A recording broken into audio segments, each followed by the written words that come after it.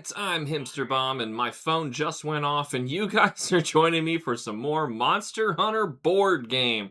Let's get our soundtracker rolling once again. If that sounds too loud, and it sounds a little loud already for me, so I'll turn it down a bit. I'm going to try to adjust this really quick. I don't know why Kim was actually able to... Oh, hold on. No, I do have to go over here. Turn it down a bit. I want barely audible for me. And then we've got proper audio for you. Okay, so, hello there, Internet. Today we're going to move on to a brand new monster. I don't know why we're talking like this, but we're going to be fighting the Anjanath today. We decided to move on up and fight an even scarier monster than the Tobi-Kadachi, considering making Tobi's stuff was going to be very difficult and wasn't going to be worth it in the long run, because we do have a set amount of days to complete our journey of beating all of the monsters and defeating a 4-star investigation quest. So we want to make sure we do that before time expires. So we're moving on to Anjanath, who's going to make some better stuff for me to craft to make some dual blades. Unfortunately, they will be fire element, and the rest of the monsters we're going to fight are blocking fire, so that sounds like fun. But anyway, here he is. We're going to take this big buster down today. Hopefully, we don't fail. Once again, you've got great gear. You have the same Jagras stuff that you started with in the last stream we did against Tobi, and everything went great. I'm using the bone hatchet still. I am wearing Tobi-Kadachi's helmet. I decided I was going to craft it. There was a reason that we fought him. My defense does go down. However, I get the skill Constitution, which might save me once per quest. We'll see. And welcome Gojira fan. Although, Alex, there is no way we were fighting Rathalos until we get you those Thunder Element dual blades. I don't know. But fighting Tobi would be way easier with fire. Element damage doesn't help that much in the board game. We will see when we go through it. Now, it will deal a decent amount to Anjanath because he is weak to it, but I don't know how much Thunder is going to matter against Rathalos. Now, it may. We might want to go back and try, especially if we get our hands on a Wingdrake Hide or Coral Crystal. Those were the main things holding us back against beating Tobi-Kadachi again. So, before we get any further, actually, first, let's figure out who gets initiative today. We're going to roll. My stuff is over here on the left. Your stuff's over here on the right, so the hand that is corresponding to that side is rolling for them. Whoever rolls higher gets the higher initiative. I rolled a 6, you rolled a 1. I guess it is determined I get higher initiative today. Next up, we have Palicos. Got these all shuffled up for us, so we hopefully will see some new kitty cat abilities today, or be able to decide from some good ones. There's yours, there's mine. Yeah, next time we need to see that researcher guy, he's getting mugged. Yeah, that was a great Jagras thing, unfortunately, but your Palico abilities are Choral Orchestra, Defense Boost, or Shield Spire. It's the same cat. Can you tell the difference between these two cats? They're the same cat. Defense Boost and Shield Spire. Let's actually just read them. I mean, like, to be fair, it is pretty good if you could block a hit, but... okay, so... The Choral Orchestra Defense Boost says, select a hunter within 2 nodes of this hunter, place a Palico token on the hunter's weapon card. The hunter gains +3 shield during the monster's next turn. So you can use this to shield me. Nice. Shield Spire. Place the Palico token within 1 node of your hunter. This token is a hunter with immunity to all damage and status ailments and has a threat value of 9. Remove this token at the end of the monster's next turn. Shield Spire's way better. This is like a dummy scarecrow that you can throw onto the field and just tell the monster to go attack it, and it will. As long as we're out of range and, you know, obviously toss it out of range. This is way better than having your defense go up. Who cares about having your defense? Whatever, it's still your choice. But I'm going to say we want Shield Spire on you. You can use it twice. My daughter's once again trying to bust her way into the room. Hopefully that is not her. Okay, anyway, my choices. Ooh, both of these are new. I have Flashfly Cage and Wrath of Meow. So, I'm kind of curious about Wrath of Meow. If the monster is within 3 nodes of your hunter, draw 3 attack cards, as if you were resolving an attack card. That'd be so good on you, because you can use your ability twice. Actually, Shield Spire twice sounds pretty nice. Okay, so either do 1 time self or 1 time target. Well, 1 time self, but blocks up to 3, or you could choose me, blocks up to 3, is Choral Orchestra defense boost, or Shield Spire, make it miss you, is basically what Shield Spire is. Make it attack the Palico. The Palico's over there and puts its shield up and it draws aggro. Kill the cat. I don't care. Anyway, oh, I'm sorry. I have cats on the other side of this wall right now. I'm sorry, cats. I didn't mean you. Though sometimes I think about it. And my other option is Flashfly Cage. If the monster is within 2 nodes of your hunter, place the Palico token on the monster's behavior deck. If the monster's next behavior has a movement symbol, don't resolve it. So stun them. Remove this token at the end of the monster's next turn. Okay, I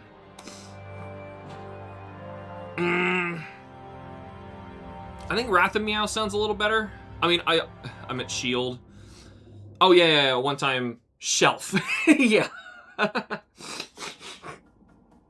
Excuse me, yeah, so I kind of wish I had... Now, we are, to be fair, this is a rule of the game. We are permitted to swap armor if we wanted to. So we're not... I don't think we're allowed to swap Palicos, but say you really wanted to use Wrath of Meow, like I wanted you to use... No, damn it. I want you to use Wrath of Meow because we want to draw from your attack deck. My attack deck sucks. But Flashfly Cage is alright. We could keep the monster still. I still think you want Shield Spire, and I think I'm going to try Wrath of Meow anyway. And place in the behavior deck. If the monster's next behavior has a movement symbol, don't resolve it. That does sound pretty nice. Flashfly Cage. You know what? My attack deck is so bad. Maybe I shouldn't do Wrath of Meow. I'm going to vote Shield Spire, especially because, depending on how we place it, we could turn him around and attack him from a better angle.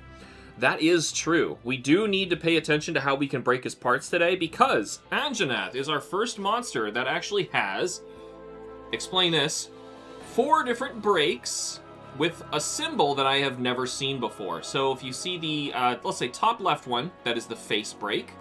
The top right is a body part. The bottom right is the tail. And the bottom left is a symbol that I have never seen in Monster Hunter before. That squiggly thing. Yeah, no idea what that squiggly thing is. However, it has an ability to remove Crush from the behavior deck, shuffle discarded behavior card into the deck. Alright, so. Into the deck. I guess it means into the box. I don't know why I would say the deck. Like, discarded behavior cards. Oh, the discard. Okay, yeah, you're right. Just shuffle when you're done. So that's the only one with an ability, really. Oh, no, if you break his face, his fire attacks have 1 less damage. So that's something. Physical damage, though. So maybe that's a typo as well. Who knows? You mean his leg? Yeah, I think that's his leg. According to the book, it called that part the leg. So I have never seen that icon before this game. So here's why that's so confusing. So if you look at these monster figures, we are determining which side of them we are hitting based on, if you see the base, which quadrant we are facing. So the head, for example, is in this region right here, okay? The tail is here, and what we've played up to this point, this is the body. How do we know which one's the legs? How do we know when I'm hitting the body and when I'm hitting the legs?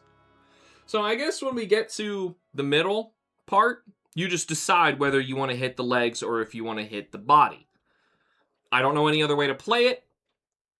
I don't know. I think that squiggly symbol is a leg. I didn't see a leg. I wasn't sure if it was supposed to be an arm or what, but yeah, I think it's supposed to be a leg, because that's what the back of the instructions, they had like little icons to show it, and they told me it was a leg. Anyway. Oops. I don't know where this went. I'm going to have to replace this somewhere. I got Shield Spire here for you. And because my damage is so bad, I think I am going to take Flashfly Cage, actually. So that way we can effectively stun him and keep him in place and try to wail on this guy. Alright, with that, these two are going back in the deck. I need to figure out where that pond icon is supposed to go. And we are going to begin our Choose Your Own Adventure segment. Once I find our... Here we are. Anjanath spread. Very cool. So, the pond... There is no pond here. It was a forest. Good thing I flipped that. Anyway, we can see this environment is pretty treacherous. We do still have 2 rocks here, so that's good. Those can help us get away from the monster. They give us extra movement and does not affect the monster at all. There are 2 bushes, here and here. Bushes are a little harder to see. And we have 3 ponds right in the middle. So this is like a big creek area. I'm thinking of that part of the ancient forest where you're on that big slope and there's a ton of water down below. Think like that, but imagine if that water was acid. And if you stepped in it, you had to start discarding your attack cards and your sharpness goes down. That sucks. Anyway, the time limit today, I have shuffled these all up, is 35 time cards. Our Scout Fly level is going to be 2 to 5. And our assigned starting points is 1. In the Choose Your Own Adventure book. Let us begin. If starting the adventure here, the group gains 1 potion. Excellent, we get a ration. Let's pull that up. Take care of that right now. Because we might just have to use it in the Choose Your Own Adventure segment. It has happened before. To our benefit, one more thing before we get into this. We talked to the smithy, okay? We talked to the smithy before we left, and we were like, hey man, we really need to make a pair of dual blades. We have to make a pair of dual blades today. And to do so, we know precisely what is needed because the smithy told us what was needed. And we can flip over Anjanath's reward table and find out what we need to prioritize on breaking, because 4 breaks, I'm sorry, we've been breaking everything up to this point, but we barely have been breaking everything. I think that ends today. With 4 breaks on him, yes, he has 65 HP, but that's still, I don't think that's enough. His defense is really high. So maybe. He is weakest in the tail. If we are going to hit him anywhere, he has 2 defense everywhere else but the tail. However, keep in mind, my dual blades cannot do less than 1 damage per attack. So I'm actually going to be doing decent damage here. My stuff is going to be scaling up. Yours will scale down. Anyway. So, he has an ability, let's not forget about this, Reckless Aggression. Each time this monster suffers 4 or more damage from an attack card, after the attack is resolved, the monster moves 2 nodes towards the farthest hunter. So he kind of runs from you and goes towards the next guy. Whoever dealt that, which is probably going to be me, because there's no way I'm going to deal 4 damage to him. I don't think it's possible. Alright, so, for the Blazing Hatchets, I need 3 Anjanath Scale, 2 Anjanath Fang, 1 Flame Sack. We get the Scale for breaking the legs. We get the Fang for breaking the head. And the rest of that, we're going to have to roll for. We're going to have to roll to get a Flame Sack. So it's going to be a rare on here. So head, legs. Head, legs. We're also going to need more Fangs, Pelts, and those 2 Fire Cell Stones that we needed before in order to max these. So if we're lucky, and we roll really well, and beat him, of course, and break his head and his leg, we are going to be okay. Head and leg. So basically this left side, we need those breaks. So that's a good way to remember that. Left side. Let's do this. Yep, we have maxed our potions. An Anjanath this close to the camp? Well, it will save your boots, but the creature's proximity isn't going to end well for everyone. It needs to be dealt with, and soon. So what are you waiting for? Get hunting. The forest near the encampment is rich with Aptonoth, the brute's favorite meal. and its constant search for prey always brings it this way. A brief search of the area reveals a few Aptonoth bones picked clean. The start of a trail, perhaps? But there are rumors of Anjanath in the next valley. What do your hunter instincts say? Follow the trail of bones and head to the pond. Discard 1 time card and we each get a monster hardbone. Or race to where your prey was last seen. Discard 7 time cards. I am sensing a pattern here. This is now our 3rd monster we have faced that was different. And it seems our first choice is always immediately fight the monster, get rid of the time cards, don't get any bonuses.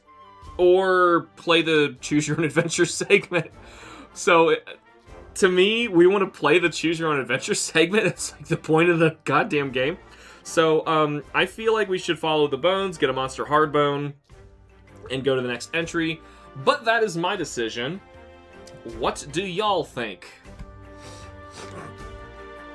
We also need to check the armor set for both of us. We do. We do. Now, to be fair, I don't think any of the armor is going to give you defense over 1 just yet until we get to Rathalos. Rathalos is going to be the one that we really want the defense from. He also gets a lot of fire res. Well, Anjanath actually gets a lot of fire res too. Which is going to come in handy for fighting Rathalos and Azor. So, it'll be very good. Rathalos is the first one that gets a set bonus too, if we can build all of it. Alright. So, what are we thinking? I assume we go. I'm not seeing any comments saying otherwise, so I'm going to say we get going. We're just going to follow the trail. Oh, which means I need to cover this. Give us a monster hardbone. And discard 1 of our time cards. Please be a bad one. Brief Respite, of course. Picking the first option just so that we can hopefully get enough track tokens to get the weak move. Also, we might get some better items. We might get a Coral Crystal. We might get a Wingdrake Hide. We might get something that makes us want to fight Toby. And we never had a Monster Hardbone, so this is good. Monster Hardbone. Monster Hardbone. Very good. I'm going to leave this here. I keep going back and forth like I'm never going to pick anything else up in the Choose Your Own Adventure segment like a moron. Alright, let's go to 12. The smell hits you before you've even taken a step into the clearing around the pond, spoiling meat and blood.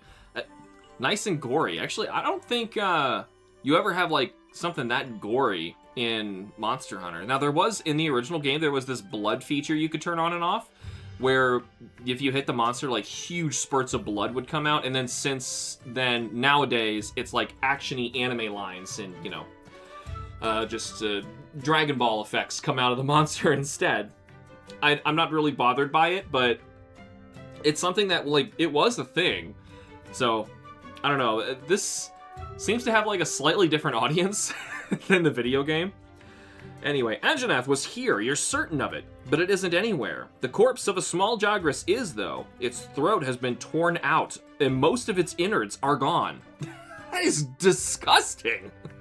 Anjanath fed well, which means it's moving slower now. The hunt is on. Gain 1 track token. I did shuffle these. And you were right, Gojira fan, for mentioning there is only 1 -2 in all of these tokens, and there's probably like 30 of them. I think it's talking about the rotted corpse of the Aptonoth that gives you a bunch of points.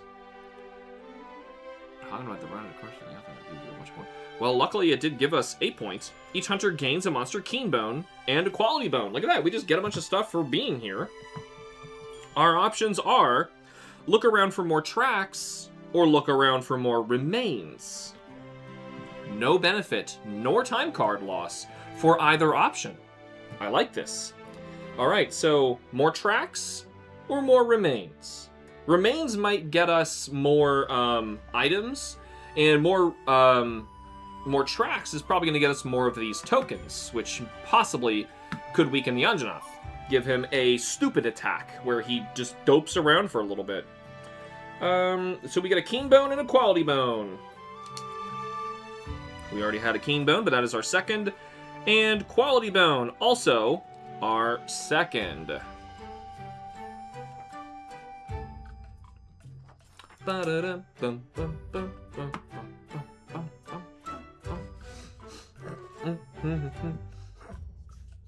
Of course, I sit down and like now I gotta gamble or gamble. I choose gamble.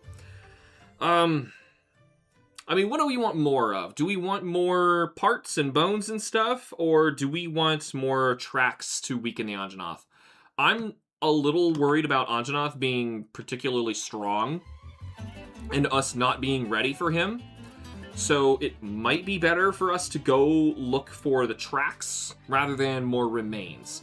I do know last time we got a little distracted going for the Tobikadachi, and then like everything went wrong because we got distracted. So maybe we should go for the tracks? I don't know. I don't know what you mean by... I know you're joking, Gojira, but I don't know what you would prefer. If you put it that way. If you want to get either the items or get his tracks. I suppose we could go for tracks. I really want the monster to have that weak attack for once. That would be great.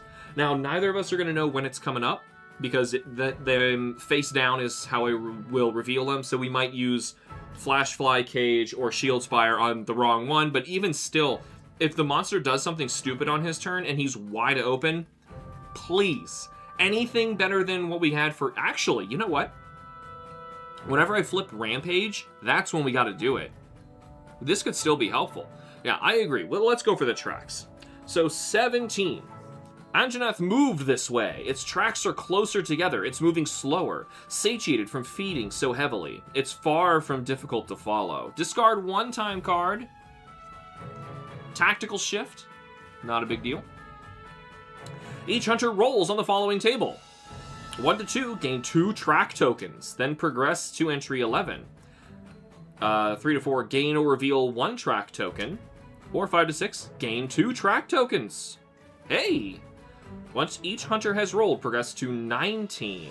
Okay, so if one of us can get a 1 or a 2, we're going somewhere else. I'll roll us one at a time. Here's me. 6! Okay, so we gain 2 track tokens. And we don't have to go to where the other option. My character's rolled nothing but 6s so far today. Look at that. And you get a 3, gain or reveal 1. I'm going to assume, because we don't have very many, you'd rather gain 1. Gaining is going to be better than revealing, I assume. But we are not going to entry 11. So this means we are going to go to entry 19 instead. Here is another track token for your roll.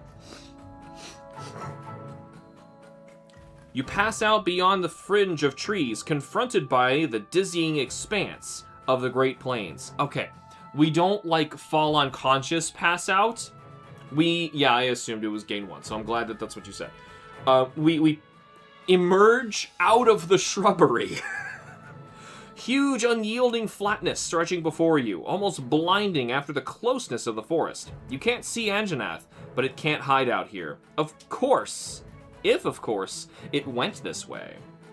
Strike out against a Let me start over.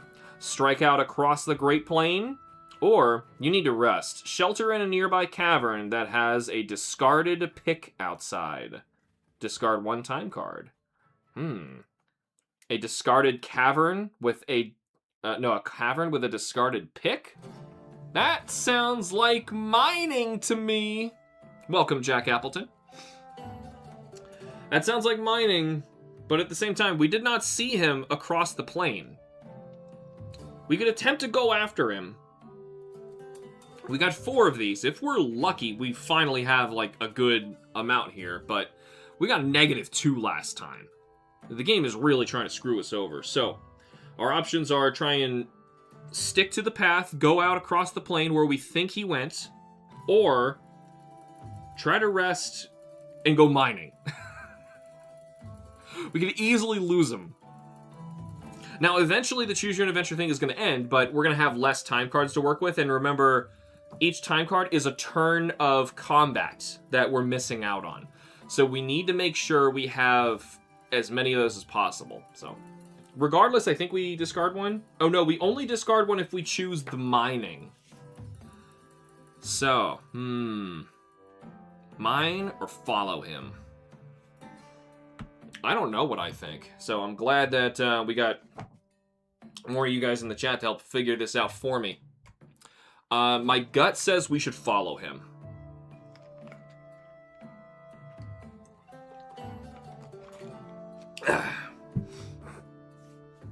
Oh, my chat, the latency is as low as it can be so that I can see your comments. We don't really need ore for any of the Anjanath stuff. Correct. So I say we head across the plain. Alrighty. I agree. We do need that fire cell stone, but luckily, between us, we each got one, and I need 2 to make those swords. And then finally, we can justify all that Jagra stuff that I threw at you so you can make this maxed out sword. And we can make me a maxed out sword. And we should be both powerful and competent enough to face these things. To strike out across the plain, it does not cost us a time card, so we save one and move to 25. The heat and sparseness of the plains makes crossing it exhausting work. The ground beneath your feet is parched, cracked open by the sun. The relentless pulse of the sun on your back is a burden you can't shake off. The fatigueness settles in your bones. What is your next move? Discard 1 time card. Discard 1 potion. If the hunters cannot discard a potion, each hunter suffers 2 damage. Yuck. We auto-take a potion and lose a time card for choosing this. It's Tactical Shift. I guess we split a potion for needing to go across this hot plain. It just led out into the Wildspire Waste or something. Alright, we have 3 decisions. The first one, not the easiest choice, but the right one. You turn back. Discard 3 time cards. Or, you haven't come this far to retreat now. Discard 1 time card and place it to one side of the deck. I wonder what that means. Huh. Next, the hunters may only choose this option if they have completed the Anjanath assigned quest. We have not. So I'm not going to read that one. Our choices are, you turn back and lose 3, or we've come this far, we can't retreat now, lose 1, place it to the side of the deck. I am intrigued as to what that means. So, do we lose it? Or, maybe we're going to replace it with something? Maybe something is going to happen? We're going to find like a Veggie Elder or a Wyverian, who the Veggie Elder is a Wyverian, I believe. Out here, and maybe they're going to help us, and we're going to shuffle a card in, or we're going to get attacked by Anjanath. I don't know. Keep moving forward. Yeah, we got to minimize our losses here. I think we need to stick to it. I'm a little nervous about this, so I agree.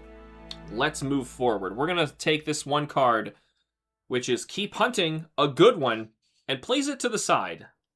So it's out here. I don't know why it wants it separated, but that's what it wants. Here we go. Your choice to press on against the dust and the sun was the right one. Ahead, you hear an unmistakable bellow of the beast you seek. Fear and anticipation courses along your spine. You draw your weapons and steel yourself. Battle is nearly upon you. Discard 1 time card. If the number of time cards on the side of the deck is equal to or lesser than the number of track tokens, discard the... Whoa. Hold on. The one we actually discard is called Brief Respite. That's a shame. I discarded a bunch of good ones, meaning the bad ones, the Vespoid attacks and all that crap is going to be mixed in there. So let's figure out how this actually works here. If the number of time cards to the side of the deck is equal to or less than the number of track tokens, it is less than. Discard the cards, then progress to 31. All right, discard. We're going to 31. I don't know how you could have gotten here with more, but whatever. 31. Anjanath stalks the ground just ahead of you, its vast bulk shaking dust clouds from the dry earth. The creature's distinctive crest flares from its head, the scent of charred flesh and sulfur hanging heavy over the scene. You grasp your weapons tightly in clammy hands, armor straps biting slightly into your flesh. It's time to fight. Discard 2 time cards, gain 4 track tokens. Oh my goodness. We have to have it this time, but why are we discarding 2 time cards? Please be bad. Threat shift! Be bad! Threat shift! Darn it! That's not good, but we gain 4 track tokens. That has to be good. It's like half of these things. Look at that, we have 8. Good God. Please be +1s. I'm not asking for much, just be +1s, okay? Alright, so our assigned scout quest fly level is 2 to 5. If we can beat a 5, I think we get the best one. Here, we reveal them. A 1, nothing. We have 2. We have 3. We have -1. We have 2 again. Just set that aside. 3, 4, 5. It's 5 exactly. Crap. We had to beat 5. Ugh. Wait, hold on. We might equal to or more than the maximum. Okay, hold on. Equal to the maximum. Equal to the maximum counts. Yes. We finally get it. Okay, so equal to or more tracks to the maximum. Add right flame spray to his behavior deck. Right flame spray, and yep, this move lets us have 3 turns after it. Excellent. Where does the Anjanath actually begin? Right here by the pond. And he's facing this way. As if that matters. According to this, it matters. Alright, our starting positions. Just barely, thank God. Yeah. Thank Gogmazios. Barely got it. Who I hope was fun in, what game was that? Rise or Wilds? Yeah, they brought him back. I never fought him. I didn't care. I really love fighting him in 4. You know, well, okay. Anyway, we can, well, first we gotta get rid of all these.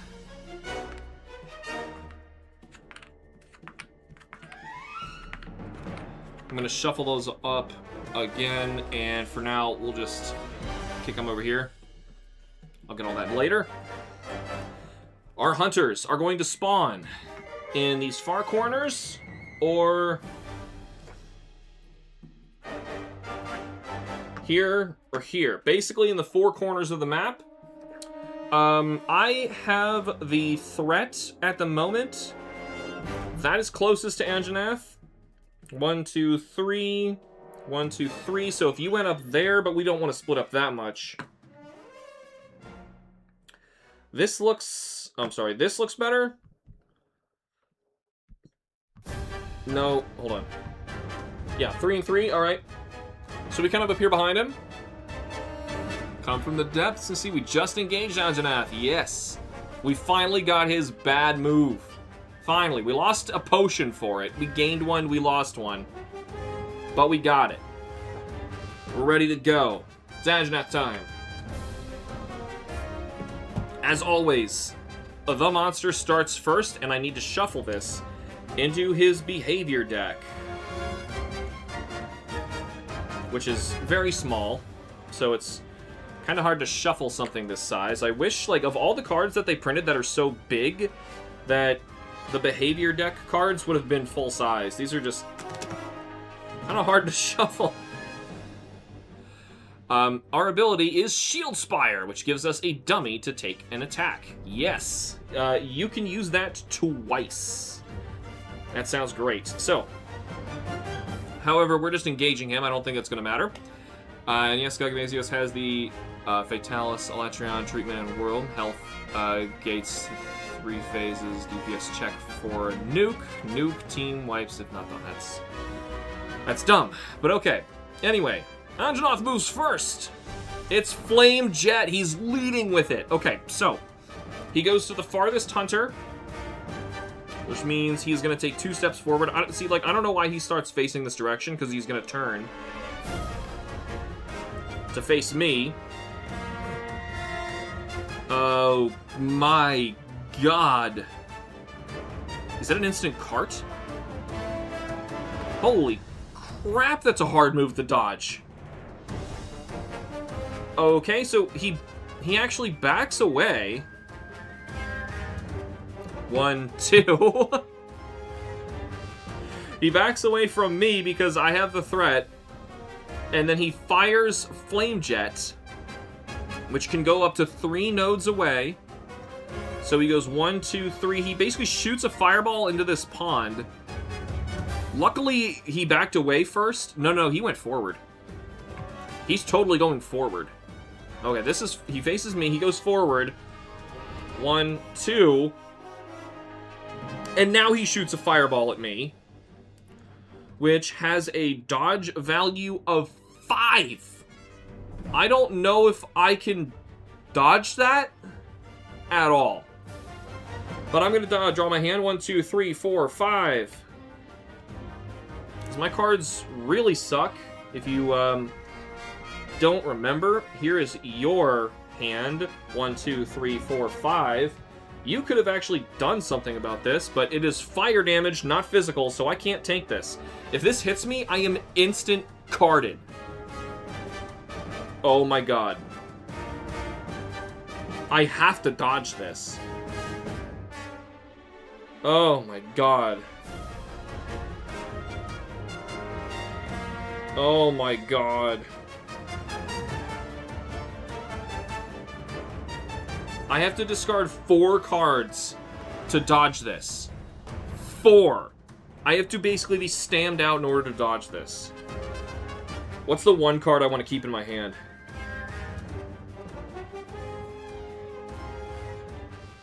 I guess this one. Okay. I'm going to put... This is a 1, 2, 3, 4, 5 points. So that I can dodge Anjanath. Ugh, now I'm almost stammed out completely. I didn't get hit, though. And I have 1 card in my hand. 1. Awesome. Alright, we're going to see which of us goes first. Knew he was going to wall us. Yeah. But the thing is, like, we don't have any fire res. If that hit you, it would have carded you. It doesn't matter. Even if you had full Tobi Kadachi stuff, it would have still carded you. Whoever rolls the higher number is going to go first. I rolled a 1, you rolled a 3. Alright, so it is your time to shine. I just did a Dark Souls fat roll to try and dodge something, and it cost me all my stamina. We haven't started yet. 1 card doesn't make a difference. Yeah, but on the first turn, I don't want to do it. I'd rather stam out. Alright, so you, however, remember you get to walk. Okay, how many cards can you play? You can play 2. Alright, that's not so bad. Remember, we need to break the face and the legs today. Face and legs. And if we break the face, we have an added benefit of behaviors with fire have -1 damage. Meaning, it's not lethal anymore. So why we need that fire res for Rathalos? Yeah. But at least, like, fire would be survivable from full health if we break his face. So maybe breaking face is our priority. If you're going to play 2 cards, this is the first one because it has movement, which would get you to face hitting spots here. And then, yeah, why not your Strong Rising Slash, which does an extra 2. And water element damage, which he is weak to.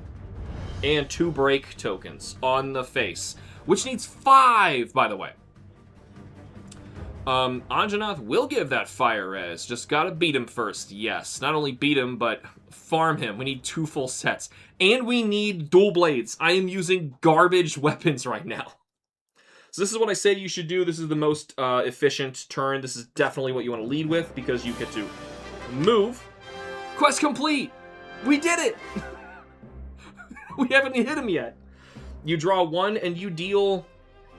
additionally, a stun counter on him. You need to tackle him again for stun to proc, though. We deal 1 damage. It's your 4! Nice. He has resistance of 2, though. Meaning he takes 2. Alright, your next card is the big one, though. You draw 2 of them. 1, 2, 3, 4, 5, 6... He takes 4 of that, so 59. And he gets 2 break tokens. Adding up on his head. Where does that good? Monster dies for us and quest complete. Yeah, break that face, nerf that damage. I assumed, yeah. So at best, we fight level 2 Anjanath next time. Yes, best case scenario, we're fighting level 2 Anjanath next time. I am not going to recommend we move on to Rathalos. No. No. We need this stuff, badly. Alright, so that was your turn. Let's try and close your turn out. Remember, we get 3 turns after this. We are leading with the best card we could have gotten. So, here's what happens. Brief Respite. Cool. You may discard 1 attack card from the slot of your stamina board. You get a full heal. Why didn't I get that? So we restored 1 of those. We flip the token over. You can choose to discard. Honestly, keep what you got. Oh, hey. Well, no. You couldn't have played this. All right, so you draw 2 more cards. True Charge / Strong Rising / Excellent. You got great stuff in your hand. Now, my turn. I have 1 card to play. I'm allowed to play 2, but I'm only playing 1. Lunging Stab. I'm actually going to move here for my walk, and then go over here in the corner to try and get away from you, so I can also hit him in the face. Actually, he's weak in the tail. The tail is his weak spot. I'm going to move back here. Diagonally. I'm not stepping in the pond. No. Alright, so I step over to the tail because my attack can't deal any physical damage. Instead, I draw +1 attack if this is the first attack card you played this turn. It's the only one I played. But I have a chance of dealing more damage. 1, 2, 3. I deal 2. That's not bad. It's not bad. Please give me a Brief Respite. Monster sleeps! I've never seen this one yet. Okay, so, oh, no! Oh, this is awful. This is actually bad. This says, remove 1 break token from each monster body part that isn't broken. The monster recovers 5 health. We don't get any benefit to, like, wake him up or anything like that. He just goes to sleep in the middle of battle, time stops, and then he heals. We patiently, like, wait for him to finish. We cook some meat. Dun dun dun dun dun dun dun dun dun dun dun dun dun. Woohoo! Oh, and then we wait for him to wake up. That'd be nice. I discard Lunging Stab. I have no hand, so I draw a full hand here. Go to Faint. 2, 3, 4, 5. So he actually healed more on my turn than I dealt damage to him. Ugh, great. Cat got out. Alright, so he's actually at 62. Being a team player here, guys. And I take off 1 of your break tokens you inflicted. At least we only lost 1. That could have showed up later and we would have lost a bunch more. What Anjanath is this? Anjanath's tail is the weakest part on him. Yeah. Yeah, the tail is the weak point in the board game. So that is nice. Alright, well, I discarded the 1. I drew my hand. We flip these. We do get another turn after this, and it is up to you now to try to do something about this. You can still only play 2 cards. You're definitely going to want to play another one of your element ones. Oh, we forgot that. I forgot you dealt element damage last time. So you actually dealt 2. And it goes directly into his face. So he did take 2 element damage. I know it's a lot of up and down, but he was actually at 60. We forgot about your element damage. Alright, so you definitely want to play that.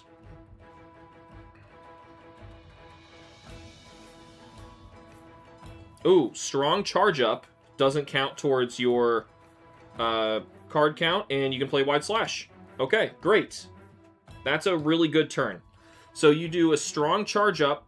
Playing this attack card does not count towards the maximum allowed, which is why you're allowed to play 3. Gain +2 break for the next attack card you play, which inflicts damage. You're going to play a ton of break this turn. It would have broken his face, but he went to sleep. Oh yes, player 3 used a sleep weapon. Glares at Bowgunner in the background.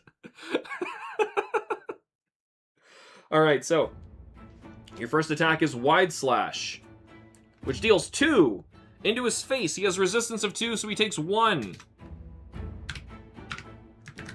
However, remember you get 2 break. Oh no, you are breaking it this turn. Good. So it didn't matter. You had 2 break there, and you dealt 1 to his face. Next, strong rising slash. Also, you can walk. Really, you can walk here to be straight in front of his face, or stay here and have an escape route. I'd stay there. You're going to draw 2 attacks. Here we go. We got a 3, 4, 5. Okay. You dealt another 3. That's good. And most importantly, 2 more break tokens, which is enough to, boom, shatter the face. Awesome. He was late for nappy time. Yep. Apparently. All right, now at the end of your turn, Wide Slash is automatically discarded. This is what you have. The card Misread comes up. We'll get to that in a moment. First, we discard this. Flip these cards. The coin thingies, whatever the hell they are. You can choose the discard stuff from your hand. Honestly, you should discard both and get a new hand of 5. 1, 2, 3, 4, 5. Much better hand. You also have Tackle and Greatsword block. So if you need to block something physically, you can do it now. Let's see. Misread. At the start of the monster's next turn, before drawing a behavior card, discard the top card from the monster's behavior deck. So we have no idea what he's going to do. Do we want to block him? You know, we're not desperate yet, so I feel like we don't need to do that, but I can't dodge. So if he... Oh, and it's Misread, so we don't know if he's going for me or you. Because as of right now, I could look at this and say he's going to the nearest. I have the higher threat level. He's going for me. And if he does another attack like that, he will kill me.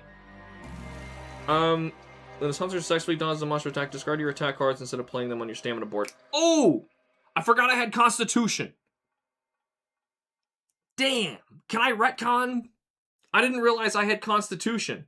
I'm allowed to discard them instead of playing them. I should have discarded this hand, and then I could have played one more attack against him. No, my hand was empty, so I could not have done that, but this should be empty, and I should just say I used Constitution. Do we use the dummy? Yeah, that's the question.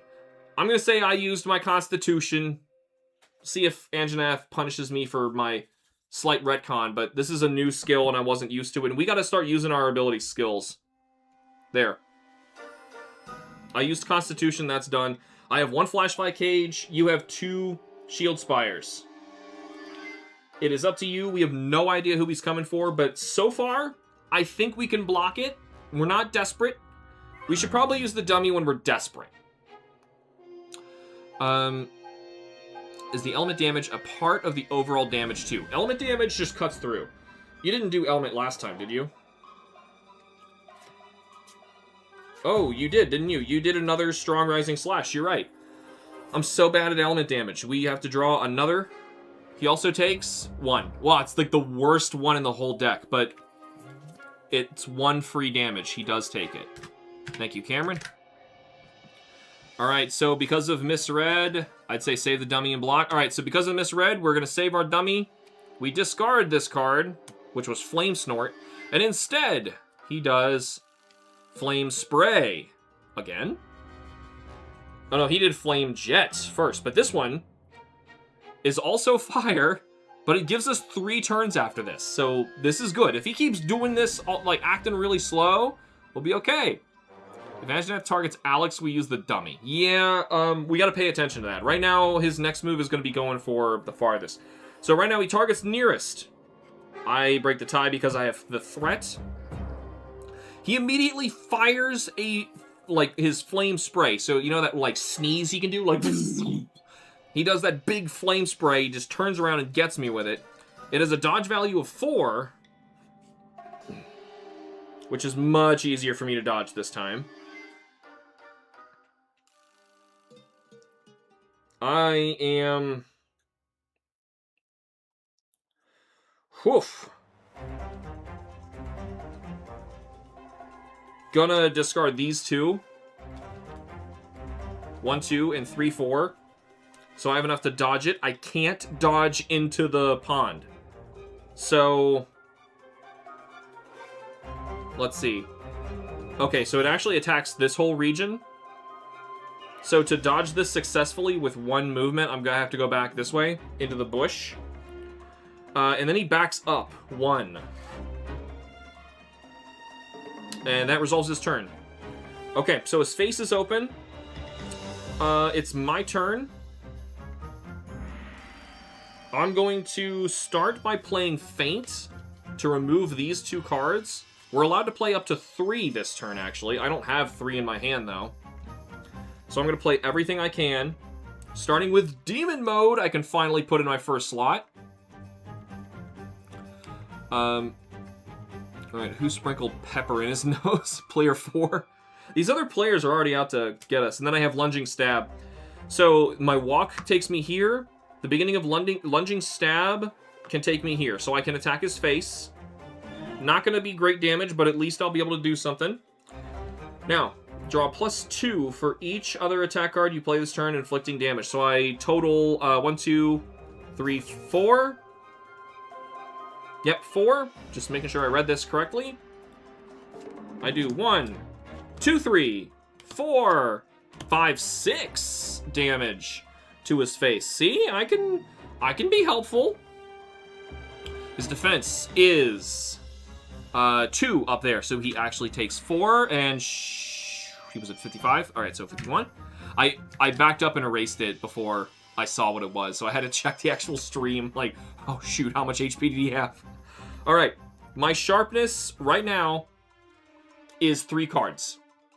I'm pretty much gonna have to sharpen already, and that's not good because I don't have speed eating anymore. Yay! All right, let's see. I am out of cards completely, so let's draw this. Tactical Shift. Thank God. All right, we're gonna switch these. It's no longer after me anymore. I discard this Lunging Stab. Draw a hand of 5. 3, 4, 5. And actually, Tactical Shift is not Threat Shift. I just read that wrong. Tactical Shift is different. It says up to 2 hunters may move up to 1 node each. We don't need to break his head anymore. If you get a free movement, I mean, you can go here so you can attack his side. I can go over here. We can move for free. It doesn't help us. We're going to have a bunch of walks anyway. So that was 1. We have 2 more turns after this. This Anjanath is just standing here and taking it. We're drawing really good today. It's the first time. Those legs are like tree trunks. Once our turn comes, get the biggest damaging attack on his legs. Yes, legs are what we want to go for. So you're allowed to play 3 cards. This this game. They're like stone pillars. Yeah, this game is really freaking hard. It's harder than the main game. With 3, you can't get all the way up to the end. You don't have multiple overhead slams. But if you tackle at one point, you're going to stun him. That's going to proc on that. Strong Rising Slash is your best card. It got added because of the Jogress Hacker. And you really don't have anything better than an overhead slam, which just does 1. It's a pretty bad card, honestly. But at least it gets us somewhere. Okay. That's the best I can do for you. So the order doesn't necessarily matter here. Yeah, we'll just start by placing them. Overhead slam, your first hit, and we're going for the legs, is a 2. Pretty bad. He resists that, so he only takes 1. No break damage. That's why overhead slam kind of sucks. Tackle, which gives you a free movement, which, I mean, sure, you could go back here. It's all the same. You gotta walk. I don't know. For once, we aren't getting screwed over. So far, Card RNG is having mercy on us for that scuffed Toby hunt. Pretty much every one of our fights has been scuffed so far. You draw a 3. Now remember, his defense is still 2 there, so he still only takes 1.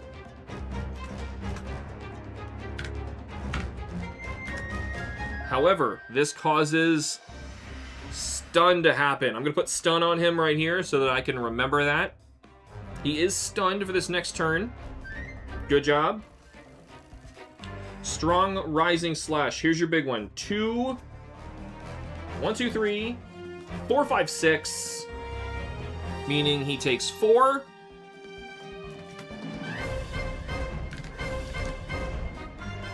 Okay. Oh, and I forgot to write, we already broke his head.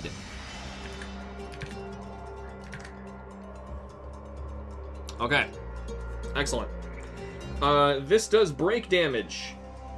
2 tokens, not 3, 2 tokens into his legs. Which, if we can break, removes the attack Crush from his behavior deck. Sounds great. I don't want to be Crush. That sounds bad. You get to draw an elemental card for free damage. Yeah, thanks, Cameron. Plus water damage. It is 3! That's better. Okay.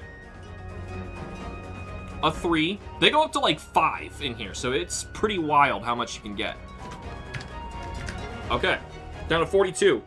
When a monster is stunned, I don't remember. I think you ignore their movement for the turn. Which he's on top of us anyway. It's not really going to change much, but let's see just to make absolutely sure.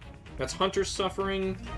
I want to see Monster's Suffering status. Why didn't they put these next to each other? Okay, the dodge value of the monster's next attack is 1 and cannot be increased or decreased by any other effect. Thank God. 1. Alright, now I think I get another turn because it's 3. So that was your turn. Now it goes back to me. So he's still stunned. Why do you have 2 hands here? What's going on? Oh, this is my hand. I don't know why my hand was sitting here. Okay, so this is my hand. You stunned him. He's really, really messed up at the moment. Maybe I'll be able to put some break tokens on that leg, because that defense is really high. Okay, so we got him pinned at the moment in the corner. I only have 3 cards to attack with, and we did not do your turn closing thing here. Tactical Shift, we can move again, and that's not going to matter. You discard this off your stamina board. You draw up to 5. I'm going to say keep True Charge Slash now that your stamina is a little higher. You can only play it at the very end. Tackle again. Jumping Slash. And Wide Slash. That's alright. It's okay. The dodge values on those are not great, but you have a Greatsword block if it really came to that. Alright, it's still not his turn. Do I have anything that can break? I do. I'm allowed to play up to 3 cards. These are my ones that break. And if I play all of them... Ooh, I don't even need to play all of them. I only need to play 2 of them. Because just 2 of them will break his legs. I will break your legs! And, you know, while, you know what? No, I really shouldn't blow them all, but... Nah. Why not? Ooh, you know what? Well, one of them is going to count towards the body. Yeah, one's going to count as the body, because I'm hitting the side. Yeah, this is what I'm going to play. I have basically the 3 of the same card. Yeah, these are all identical. So it's draw 2. Oh, I'm not going to deal any damage. I'm going to run it. I'm going to have broken weapons. But I think I can still break him. Break parts. I think I can still inflict broken parts. So, let's attempt this. Even though I'm not going to deal anything and I must sharpen next turn. Must. The first one, I draw 2. I do 1, 2, 3. Into his side, he takes 1. It's pitiful. That was a good turn for me, too. But he gets 1 of these on his legs. Next is Bladed Fang. 2 more. I only have 1. And it's a 1, but guess what? You can't deal less than 1. That's why I said I'm gonna be okay in this. So he's a Glavenus? No, yes, Glavenus' legs don't even look like they can support his whole body. And that makes 1 more break. Oh, wait, that's 4. Yep, that's 4. That piece is out. I don't have enough of these red ones, actually. I didn't think there'd be 5 things that could break. Maybe there's something different that I could play here. Or just not play a card. Because I can't deal damage. And the only thing I could possibly do is put a break token on his body. Which... I need to get away. I really need to get away. So maybe I'm going to use my walk instead of playing more. I'm going to get over here so that he breaks his tie. Even if he goes for you, remember, he's stunned. His dodge value for this next attack is 1. We don't need to play Flash Fly Cage or anything like that. I think it does the same thing. All right. Oh, yeah, I got to do this. Keep hunting. Okay, so literally nothing happens. We're getting so lucky with those. Or maybe we got really unlucky when we did our first few rounds. I discard this. I check my hand, see if there's anything I don't want. Those are kind of decent. Yeah, I'm going to keep those. So I'm going to draw 3. No, 2. What'd I get? 2 of the same card, but okay, I'll take it. Alrighty, my sharpness is completely dead. You've still got like 5 more to go, and then you have to sharpen. But this guy is stunned like an idiot. POV when you use a toothpick to break solid bones. Body break makes sense for Anjanath, though. Oh, shoot, you reminded me. I need to add legs. Broke head and legs. And we're going to enter after that and write the others down here. Alright, so, first of all, he targets the farthest hunter. And I moved away. Why did I do that? He targets me. He does slam. So he goes 3 steps towards me. 1, 2, 3. He can stand on the rock. He attacks all nodes around him. And this was supposed to be a dodge value of 5, but he's stunned. Oh, and it even dealt stun, and it dealt 8 physical damage. This would have been lethal. We are shutting him down, or getting really lucky. Alright, this is only a 1 to dodge, so, I only have 2s. I'm going to get rid of one of my round slashes, and just, back off. Or back off that way. And I'm going to say I dodged it. We have 3 more turns after this. Anjanath is easy when you draw really well. Right, rock lets you slide so we can miss, right? Yes, but he landed on the rock, not us. If we landed on the rock, we would get the free movement, but that's not how it's going to work on this situation. Luckily, dodging him because of stun was super easy, so thank you for playing those tackles earlier. It is your turn, and you're kind of far away. Do you want to prioritize the tail or the body? The tail is the least defensive. Monsters don't care for that, I think. Yeah, the monsters don't do anything on the rock. Like, they can just stand on it just fine. They're like mountain goats. I need to sharpen anyway, so this 3-turn business is going to be good. You have a total of 4 cards left in your little deck. You have 2 cards that you can play.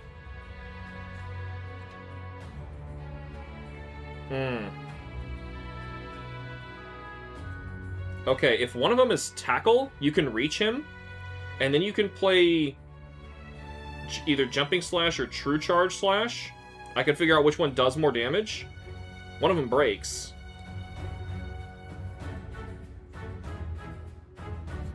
One, two, three, 4. Okay, so that's not going to matter. So you should play Jumping Slash. Yeah. So if you play those together, you could discard that and play almost all of your damage and have to sharpen next turn, but you'll get a chance. How much does the body need? The body needs all of it. The body has nothing so far. Oh, I'm sorry. Total, it's going to need 5 break points to break the body. It needs 4 to break the tail.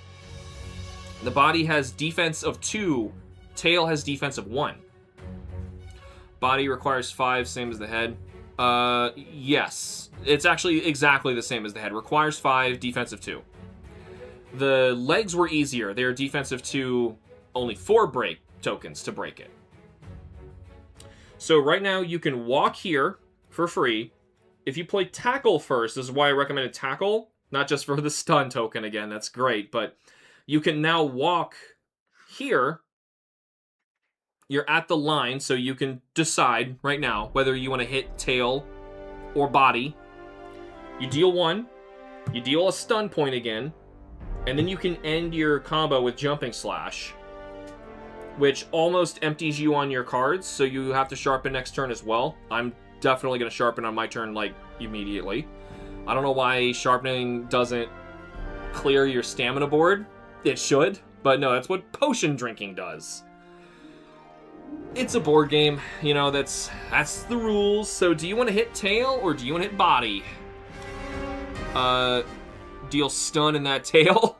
I'd say work to break the body. Might do too much damage on his tail to get him enough HP to break it afterwards. Neither is a priority right now, but we have plenty of his health to go still. I think we might be able to break everything, meaning I might have to go over there and punch out another piece so that we can actually break everything, because I only have 3 of these red ones punched out right now. So you guys aren't, like, sure about this. You will deal more damage if you hit his tail. Not much, but you will deal more.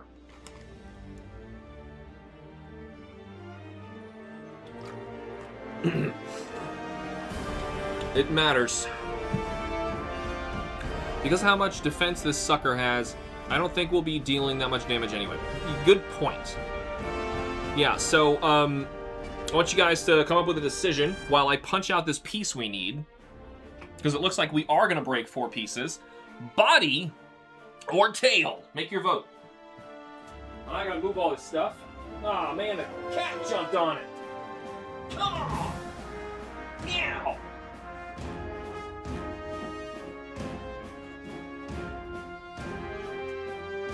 Here we are. Another punch-out piece here.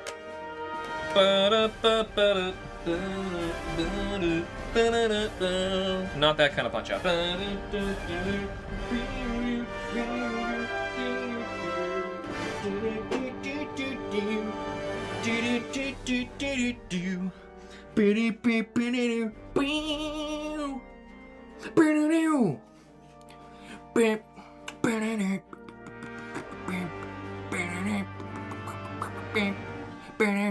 Go for the tail? All right.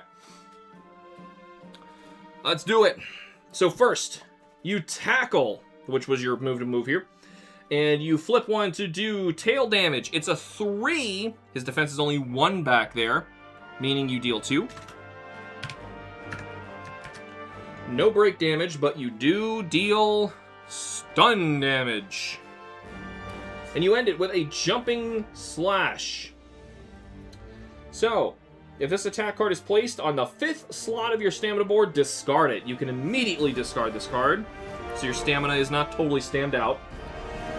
You deal 2 of these.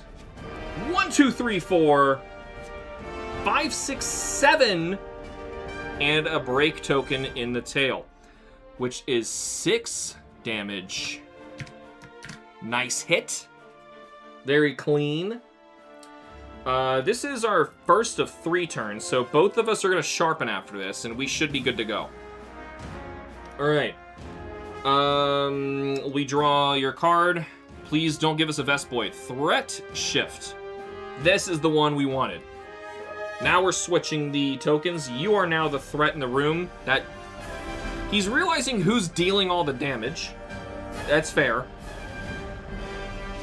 Okay. Do you want to discard anything? Honestly, might want to get rid of True Charge Slash. I don't know. These are all pretty good. Let's just draw 2 cards for you. Yeah, they were good. You got another Great Sword block. All right, so this goes away. Basically, your turn is kind of refreshed here. And I think that is it for you. It is now my turn. I need to sharpen, so I'm going to get away, even though this is the same amount of nodes away. It's all the same. I'd rather not be pinned against the muck, honestly, so maybe I do want to be here. Though, if I keep walking this way, maybe I can get him farther away from us, you know? Now he's below half health. Just stun and break. Stun and break. There's no added water element at play? No. So, you have to... I'll show you how it works. For example, this is your tackle card. You can see how it has the stun icon on it and it does less damage. That is how tackle reads. So first you're allowed to move 1 point, move 1 node, deal 1 card of damage, and 1 stun. If you're dealing water damage, it's going to read like this, where you draw 2 attack cards and then draw 1 water element. So the element actually builds up in the same way that the stun does. So if he didn't have a weakness to it, you would have to put the token over here first and then try to do it. Honestly, your Jogress Hacker is probably going to carry for the rest of the campaign, because I think everything's weak to water from here on. So, you should be good. I move 1 away so I can sharpen, and that's all I'm going to do. I could throw out Flashfly Cage, but honestly, if you tackle him another time during your turn, which I don't think you got to tackle, but if you did, you could stun him and make him, like, super easy to cheese, because he misses again. Alright, I'm all sharpened. Monster retreats. Uh-oh. That's not good, but I do discard this. Flip these over. I mean, we are sharpening right now, so this does make sense. Draw cards until I have 5 in hand. I couldn't play anything last turn, but this just deals damage. Forget those. Yeah, I'll keep these 2. All right, so I'm going to draw 3. How many do I have here? 3. Perfect. All right. That's the end of my attack deck. And I got 2 feints in here? Perfect. All right. Easy peasy. However, for monster retreats, discard 4 time cards. Each hunter may sharpen their weapon and use a potion for the communal pool. Son of a biscuit! Whatever. You get to sharpen for free. He goes, oh no! Mechanically, he stays here. But, like, yeah, he runs away. We get back into this position again, whatever. So, you get to sharpen for free. This is good. That's a good thing. God damn it. I've been chasing him the whole time after the first turn. Yeah. I've been cheesing him. Yes, cheesing him. No kidding, he just wants to run away. He hasn't dealt any damage to us. You've just been bullying him. Yay, I'm learning the game! Luckily, it's pretty simple once you figure it out, but at first it was kind of a lot for me to do all at once. Alright, you sharpened. For free. On my turn. Meaning you can now keep attacking him. So, hooray! Alex wanted that free sharpen. I did want that free sharpen. So basically, I sharpened mid-combat while it was dangerous, and then the monster up and ran away. And I'm just like, threw my weapon on the ground like, come on! Alright, it's your turn. Yeah, we flip those over. You're allowed to play 2 cards. You have an overhead slam, wide slash can be discarded. Oh, you can go to true charge slash, I guess. That's for dealing a ton. You've got no way to do any break damage, unfortunately, but you can deal a bunch of damage. I would recommend you do this. So, yeah, this will draw you a total of 5 attack cards altogether. True charge slash is going to deal the most. For damage, you might want to hit the tail, because you have the opportunity to just, like, clobber him in the tail right now. Rant gesture activate. Someone ought to animate these hunts, I swear.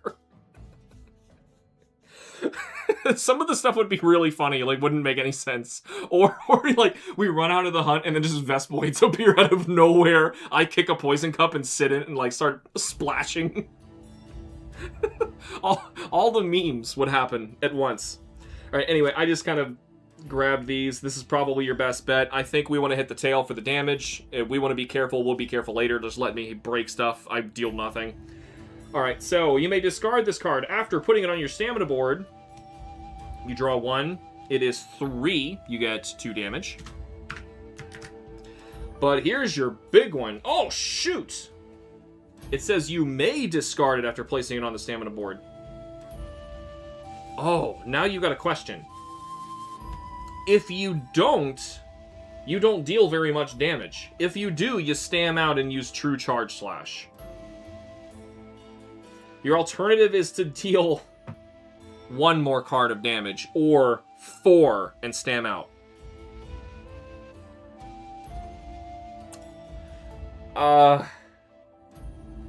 That's scary, man. And I forgot to discard 4 of these. So, you tell me what you want to do. Another monster retreats. Thank God that didn't happen. Threat shift. Brief respite. These are all good. And threat shift. Where's all the Vespoids and the Toads? I did not stack this deck, I promise. They're like, I shuffle all of them together, and then I put them back. So you say go for the true charge slash and stam out. Get stung by Vespoids and start flopping on like a beached fish.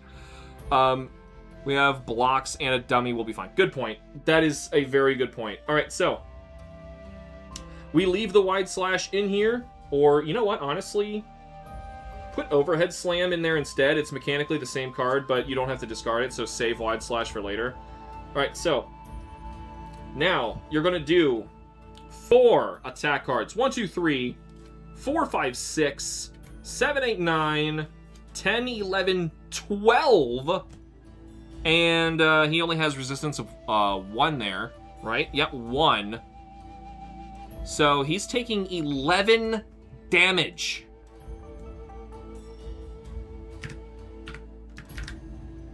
I had to math that in my head right. Alright, no breaks though, but he has 19 HP left, and we have a ways to go on our breaks. We broke the important things, so it's not horrible if we don't get more than this, okay? So we're okay.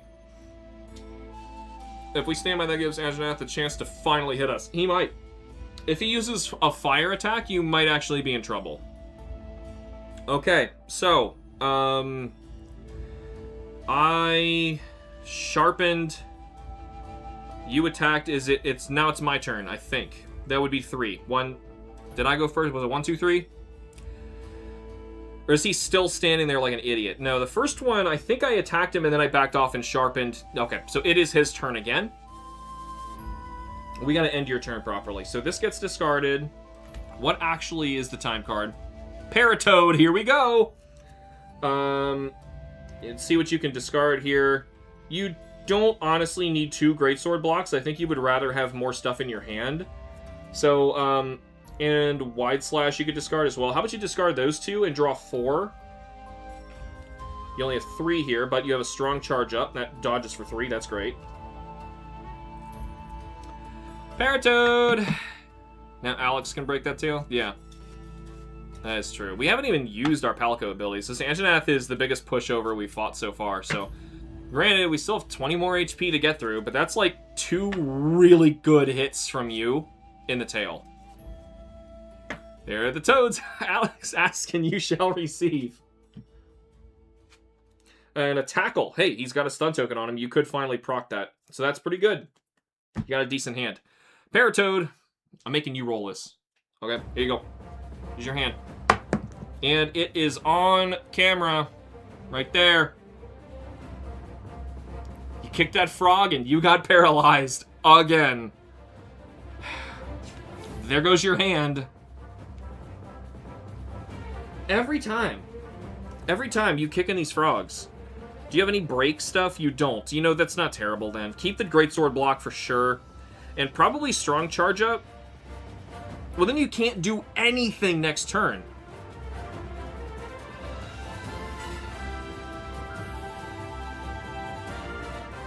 Those have to go. Oh. Man. Okay, so... His stuff is really hard to dodge. Maybe you don't want this. Oh, that's such a shame getting rid of that. But I think you should keep Greatsword block and the ability to stun him. That's the only 2 that I can hang on to for you. Everything else requires more of a combo. Oh my god, why? I tried. It's a dice, man. Everybody do the flop.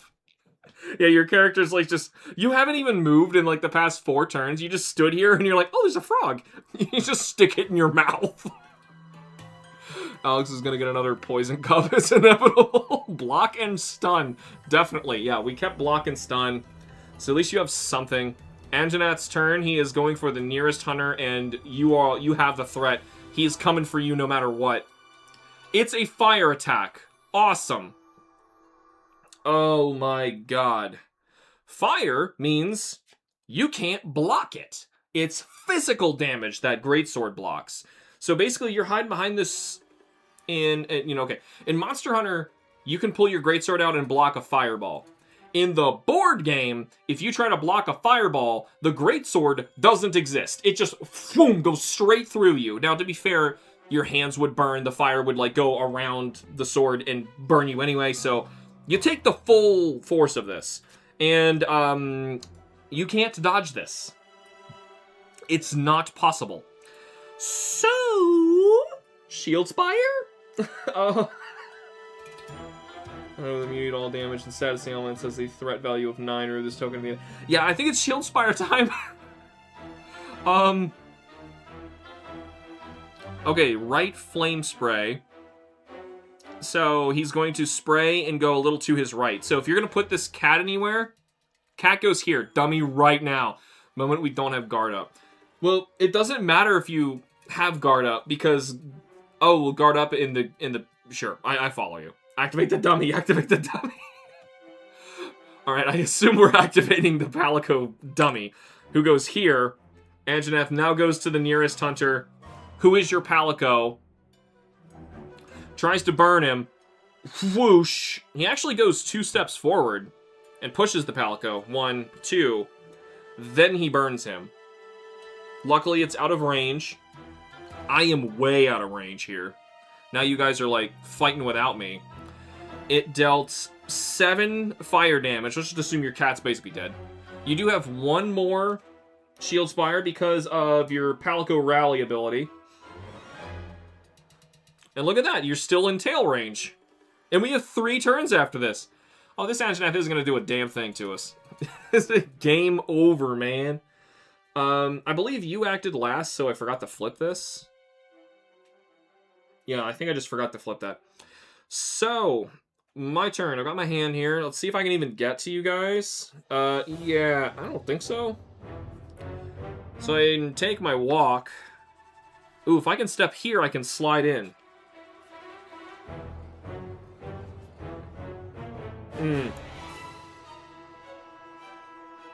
Okay, okay. So I can play up to 2 cards. If I play Blade Dance, I'm allowed to move. First of all, I can feint in order to discard these 2. What the? I thought I picked that up. Alright, so Blade Dance lets me move 1. I can walk to the rock and then attack his tail. Can I break? No, I can't. Oh, Blade Dance does a break. Okay. I'm working towards it. Yeah, Shield Spire time. This is what that Palico gets for stealing our potion. Just summon him from his hiding spot and block that fireball with his face. Yeah, like, he was following us the whole time. We just, like, grabbed him by the neck and just, like, tossed him to the side. And Anjanath was going for him. And then after this, wow, this card's terrible. Look at how bad this card is. I just showed you how to read it. There's no effect. It's just 1 card damage. Whatever, it deals something, and I'm allowed to play 2, so... First, I'm going to Blade Dance, which means I'm allowed to step 1 instead of deal an extra damage, which lets me slide here. So I draw 1 card of damage, which is a 1, but guess what? He can't take less than 1, so he takes it. And that puts 1 of these break tokens on him. 2 more, and we break his tail. Just 2. We probably should have worked on his back, on his body first. So, anyway, this is the next one I'm going to play. It's just a single. And it deals 2, but guess what? It's reduced, so... I'm helpful! Hey, at least I did some sort of break damage to him. And it's the end of my turn. I'm going to feint to discard these 2 cards that I just played. I'm going to keep Round Slash. Never know if I'm going to need it, and I have to shuffle so I can draw up to my 5 that I need. That was the first turn. I don't think he's going to get a chance to do anything. I think we already won. What did I say? I could just use my Flashfly Cage just to auto-stun him. The monster's next behavior deck is a movement symbol. Don't resolve with him. Monster, wait. So remove this token. Okay, so basically he can't move. You know what? I'm going to use Flashfly Cage. My ability. He can't move. He's stuck here. Because we're both in an ideal position. He can't move. He's going to stop. He won't be able to do a darn thing. I'm going to say that also means he can't turn. Because that's how it works in Monster Hunter, the video game. And I don't know if that's been clarified in the board game. But that means he can't, like, it's basically saying he can't walk and take steps. I think that also should mean he can't turn. He's literally stunned right now. He doesn't know what's going on. We flashed him. Not your turn just yet. We still have to resolve a couple things. I gotta flip this. Give me a poison cup. Do it. Threat shift. We switch. Actually, that flips over. Alright. I draw up to 5. Ah, I got feint back. Excellent. Feint is what's... Oh, my other feint. Oh, my goodness. And I have 1 card that can deal break damage. Okay. So I'm close. We need you to be able to break something. And you can basically only play 1 card because there's no space here. Because you got paralyzed last time. But at least you have cards to play. Yeah, your only choice is to tackle, which stuns him. Do we... Actually, is it really necessary for me to do my Palico ability then, if you're going to stun him? I guess I'll save it. Alright, so you can stun him. But that does stam you out. Okay, I'll take over. Crap, gotta walk the dogs. Be right back in a bit, hopefully. Alright, we'll see you in a bit, Cameron. Do you want to recover stamina? Play the stun card? Okay, you do it. Play that stun card. You draw 1. It's a 3. So he takes 2. Can't believe how fast we're beating him down. And with that, he is now officially stunned. His dodge value is 1. Luckily, if he does do fire again, you can just discard Greatsword block the dodge, or we can use Shield Spire again. Alright, so, to resolve your turn, We flip this over. A Sleep Toad! Yay! You discard one of these. Draw up to 5. Oh, you got Strong Rising Slash, True Charge Slash, another Great Sword block, and a Wide Slash. You are so set, except you might fall asleep. I can't look. 1! You did it! I can't believe it, but you did it! You did it! You finally did it! Wait, is he asleep and stunned? I'm confused. What's his sleep resistance? His sleep resistance is 2? His sleep resistance is 2, so he doesn't even fall asleep. Whatever, he gets the token, not us. Okay? Oh my god, that was scary. Alright, so we do have 3 turns after this, and this one is up to me. Yeah, because you couldn't deal any break damage to him. Meaning I have to play Blade Dance for the break damage. If I Lunging Stab Blade Dance and then cast a Feint, I can remove my whole stamina board. So that's what I'm going to do. I'm going to start with a Lunging Stab, which draws 3 of my attack cards. 1, 2, 3. They're all 1s. But at least I'm hitting them in the back, so I can deal 2 damage. And then we have Blade Dance. I can move my hunter, but I'm not going to. I can draw another 2. 1, 2, 3. Again, takes another 2. And this has a break on it. 1 more. And we have severed his tail. 1! It went absolutely far margin up. I don't know. I think right now we're just getting lucky. And breaking everything. I discard Feint, so I can get rid of these.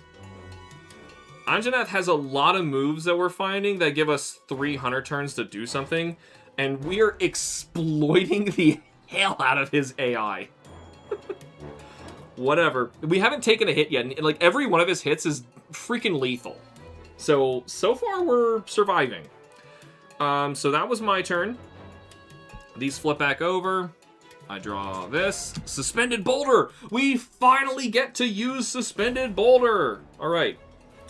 You know, I'm gonna get rid of Round Slash, and I'm gonna draw 4 cards.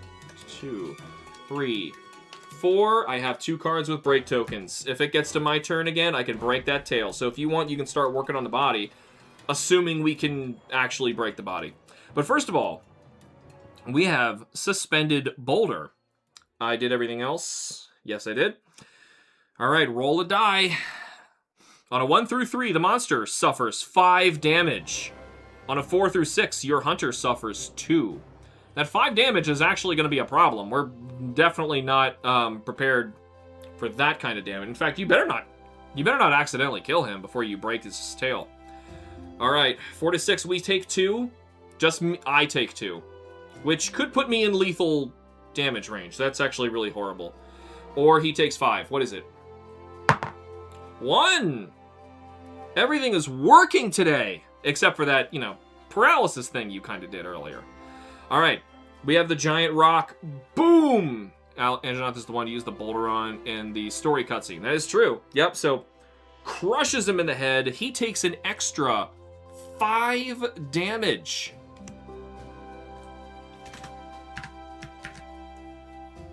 There we go. He's at 6, and he finally starts to move. He does charge. First of all, he moves 4 nodes, but he can't do that.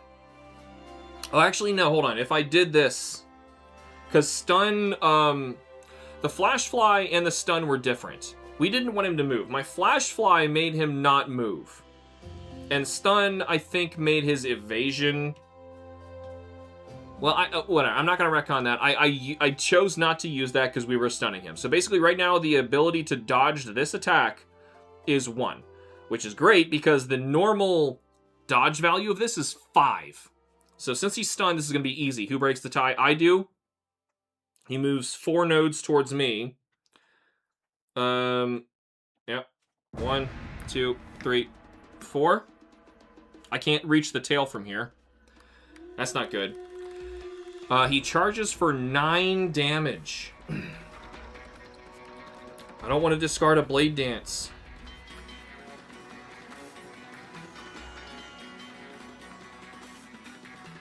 I'm going to get rid of this Rapid Spin. This card stinks. And I need to move out away from him because it only has 1 node away. That's out of his range. Alright, so he whiffs. Now we're pretty far away. His stun is over. It's your turn. If you can walk here, you could walk to him in 1 node because of the rock. Alright, so, your turn. I don't think you have the ability to do... Break, you do. But you might kill him. Your only card that does break is your Strong Rising Slash. Remember this?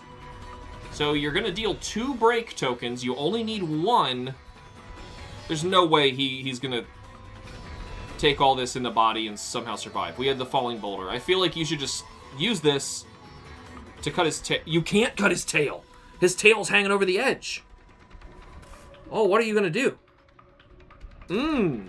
Uh-oh. His tail's over the edge. You can't reach his tail right now. Still raining, so I'm back. Just took them out to go to the bathroom. Alex just had to use his Blade Dance 1 more time. We cut the tail off, and we kill him with a Greatsword. Both could have happened if he didn't push me where he did. We managed to outroll both the Sleep Toad and the Boulder. Yes, we did. However, now we're in a predicament. You can kill him this turn. Next time he's going for the nearest hunter, and that's not going to be you. So you can basically use your walk to slide on the rock to go here for free. However, you would hit the body, not the tail. Oh. You can kill him right now. We just passed this turn. You can sharpen. Like, you can stay back here and sharpen. Yeah, because I think we want to break this. I mean, sharpening doesn't do too much for you unless you draw another one, but... Yeah, I feel for sure if you attacked him in the side, he will die. Because you're going to do 2 regular attack cards and element, put 2 break tokens on the side, which will be pointless because they won't add up to anything, and he will just keel over. So we stay back and sharpen. Alright. I think that might be wise. We're getting greedy. We need these parts. Though, if we needed something else... I don't know if we need the tail for my weapon, but we are probably going to need it for armor at one point. We didn't even need that potion. Easy. Well, okay, we're just getting really lucky and I'm rolling much better today. That's what's happening. Alright, so we're going to discard Overhead Slam. Oh, hold on. Did you... No, you played nothing, so you could discard... You don't need both. Discard a Greatsword block to draw Strong Rising Slash. You got a second one. Alright, so if it really came down to it, you could guarantee he dies. We'll at least need his tail, then we're going to be fighting him again. Alright, so that was the only turn we get. He only had 1 turn out of this. Because of that, we don't want him to be here, so I'm not going to Flash Flight Cage. He's going to be going for the nearest, so he's coming for me after this. I am allowed to move. So I'm going to move this way for free, I think. I think I'm allowed to move on your turn 1 node. I believe that's a thing in the rules we're allowed to do. Yes, but we'll likely need 2 full sets. True. Well, sword first. I need weapons. After I actually have weapons, yes, we're going to start farming some armor. Though it might be good for us to try to make Rathalos armor. We'll read it when we're done with this. I'm pretty sure it's a lot better. Well, we at least need his tail, that we're going to be fighting him again. Yes. Okay, so let's flip.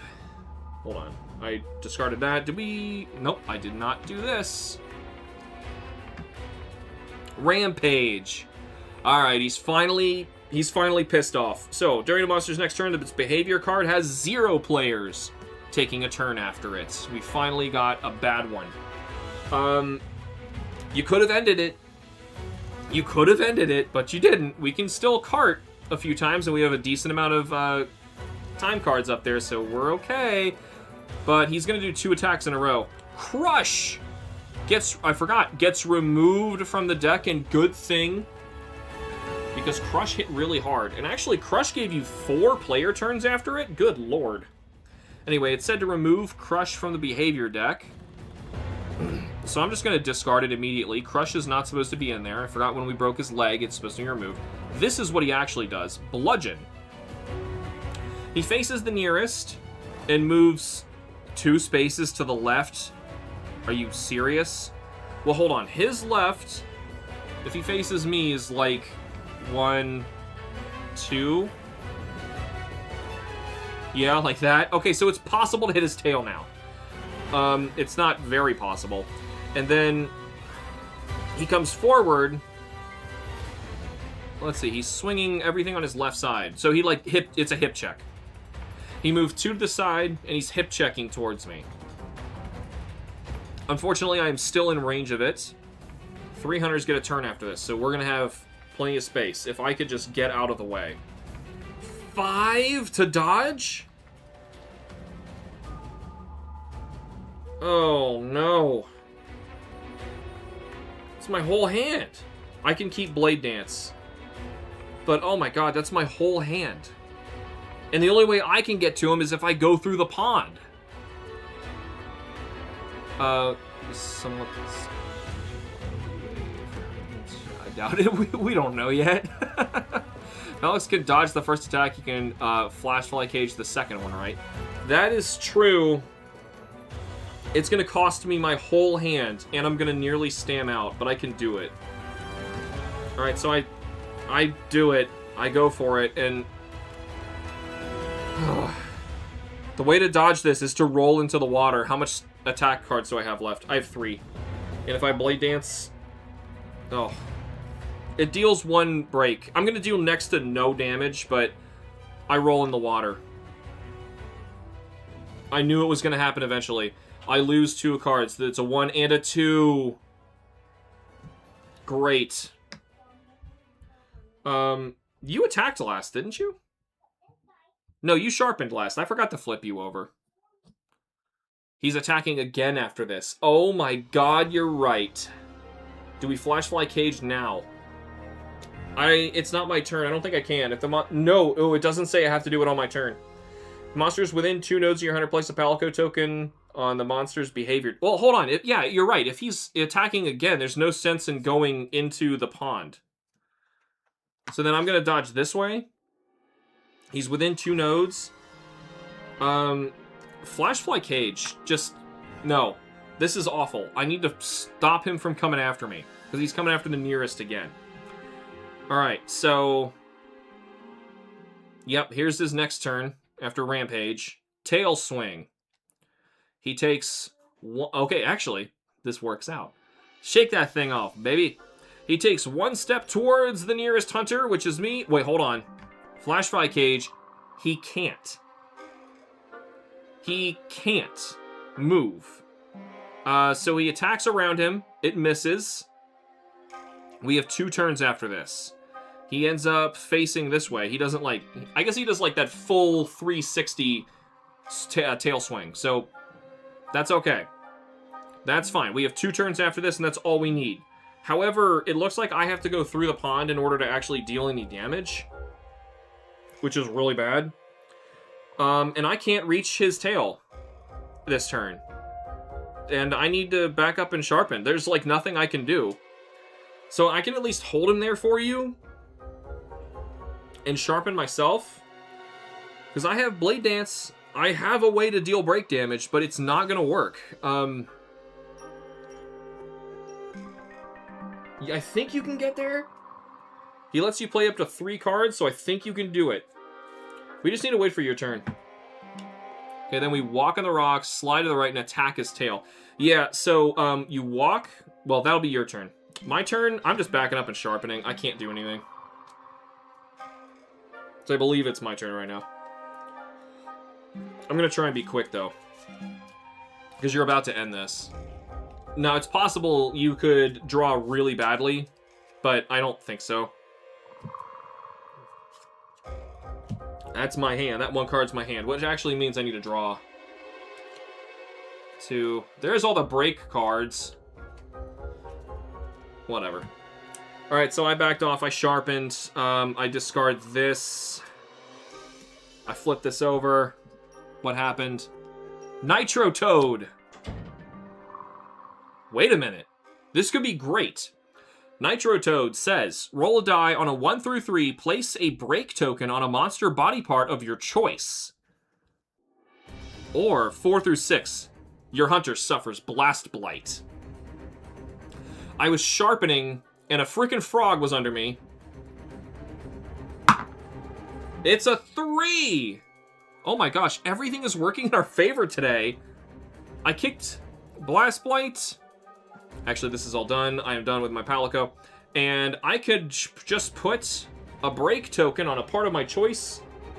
I obviously choose the tail. You ever severed a tail with a Nitro Toad? Alex Clutch. Yeah, I still broke the tail on my turn. Yeah. Yeah. I don't know how that happened.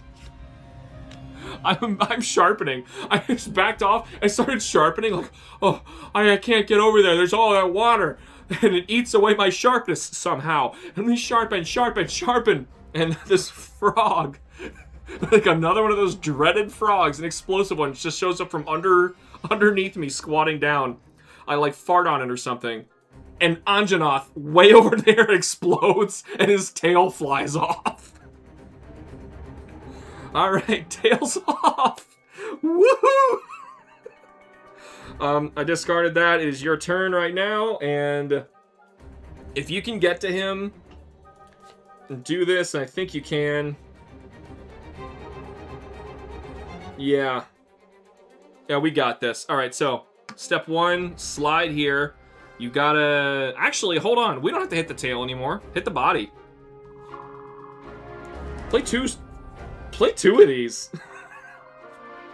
Well, you could True Charge Slash to make sure he dies. Let's see what actually happens. But this has 2 break tokens, and you need 5 in order to do this, so it's not really gonna help. But if he lives this, somehow, I can hit him in the side and try to break the final part. So, who knows? Keeps things you're keeps thinking you're encouraging murder? Wait. Wow, YouTube keeps auto-flagging Gojira? What? You gotta be kidding me? What happened? You just activated my trap card? Alright, let's go with this. Either he dies in game, or he survives, and he's only 1 break token away from breaking everything, and we might actually do it. Alright, so here we go. We draw 2 of these. It's a 1, 2, 3. Oops. 4, 5, 6. His defense is 2 here. He takes... Well, he has 2 left. 2 break tokens. It's not going to matter because if this is a 2 or higher, that's game. It's a 4! He's done. All right. Anjanath has been defeated. Was he too close to the camera, actually? I just noticed that. He was sitting right here. Hey, he was close. Hey. I'm telling Alex to finish him off YouTube thinking I'm encouraging murder. What is this, PETA? Wait, what? Come on. Alright. Alright, I will clean all this up really quick, as best I can. Awesome. Let's see what happened.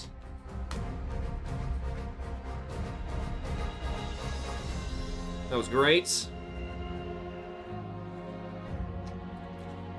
Did I say Anjanath took 0? He's back to 0. He's at 0. We broke 3 parts today. Never took a single hit. We rolled really well this time. I just knew that Tobi Kadachi was a bad example because we were just going to start taking stupid damage just because of our bad rolls. This time we got the good attack in. He didn't even get to finish his behavior deck for the first time. Anjanath was the easiest fight yet. It was. I agree. I think it's funny PETA keeps protesting on Monster Hunter. It's a game about killing animals. PETA kills more animals than, like, shelters do, for crying out loud. Just, that's ridiculous. Anyway, here's that sleep token he never needed. Alright, let's remember, we broke everything except the body. Everything except the body, or rather the back. I think you would call that the body. Whatever. So, that means I'm gonna make a new pile here. Anjanath. Scale. We get 1. Tail.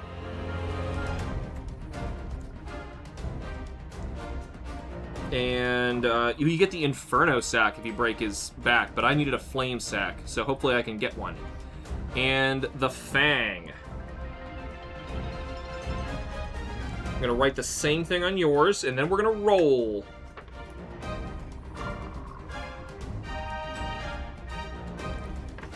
I'm so happy we were able to kill this thing. Scale. Tail. Fang. Okay, so let's get a quick reminder on what we're gonna need for these blades. So I already have the bone hatchets. I've been using those, so we should be okay. Anjanath's moves give us a lot of turns too. I think that alone gave us a lot of leeway on him. Yeah, and well, also think like how many times I just drew like keep hunting or the monster sleeps, or like nothing bad was happening except for Rampage. We drew one bad card and it was Rampage. Anjanath's gonna be very good grind. Rubs hands menacingly. All right, so if we can get 3 scales, so far we have collectively we have 2. 2 Anjanath Fangs, we have that. We do not have a Flame Sack. So if we can get 1 scale and 1 Flame Sack, I've got the Blazing Hatchets. We're gonna need 4 Fangs, 4 Pelts, we don't even have a Pelt, and the 2 Fire Cell Stones to max the swords. It has happened before, against that Great Jagras, where we did this really well. Let's see what happens. Hey, look, a hunt where Alex didn't get poisoned. I know, unfortunately, that running gag is gone. I thought the explosive toad was gonna get me for sure, but nope. All right, I got a 5, a 5, and a 2. What's a 5? Anjanath Fang. But 2, a 5 and a 2 together makes a Flame Sack, and I need that. And then what's a 5? A Fang? I'll take it. All right, so I'm gonna get a Fang and a Flame Sack.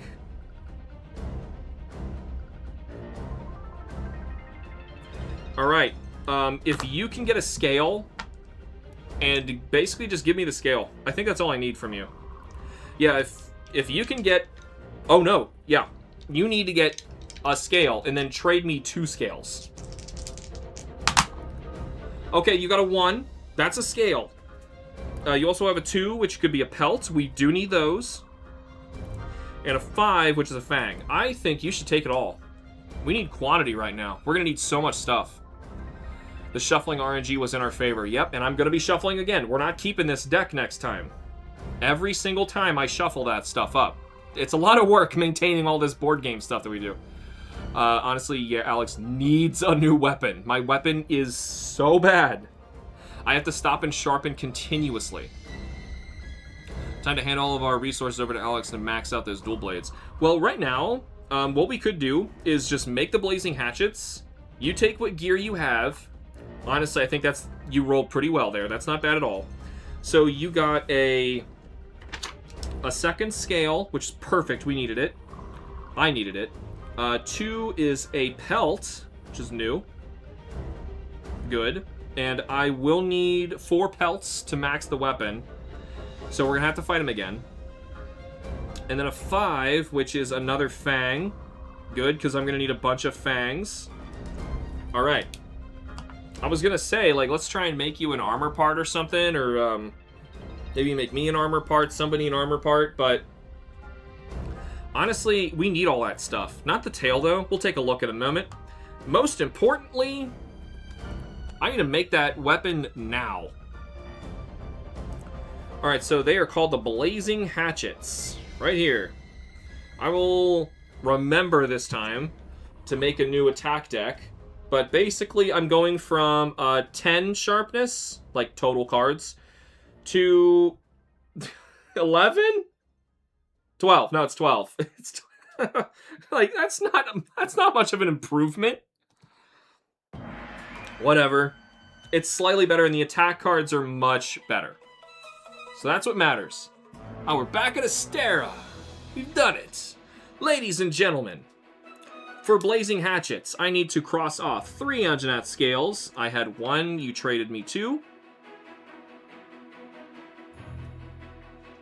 I'm going to use my resources first when possible. It doesn't matter, we share everything anyway. I need my 2 fangs, which I got. And a flame sack, which I got. Alright, I used everything I had for that, plus 2 of your scales. I have a tail sitting around here, which I can't use.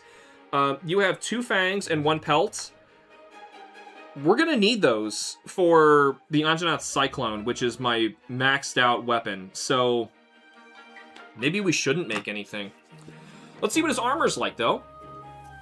You need a pelt, scale, and a tail to make fire attack up on his helmet, which fire attack up means nothing if Anjanath, Rathalos, and Azor Rathalos all block fire. So I did see that. That was one of the complaints people had playing this board game who had no experience with Monster Hunter and were just playing a board game. They said, like, the balancing drops off drastically when you get to this point in the board game because there's nobody else who can take fire damage. Why make a fire weapon? All the good weapons are fire. All the element abilities are fire. That's just who they chose to make the figures for because they're, like, the staples of the game. And to be fair, Monster Hunter World kind of had a fire problem a little bit, but yeah. Anyway, fire attack's useless. Anjanath Male gives you the ability Marathon Runner for a pelt, fang, and a nose bone. We don't have those, so that's not worth even looking at. Anjanath Greaves, however, this isn't bad.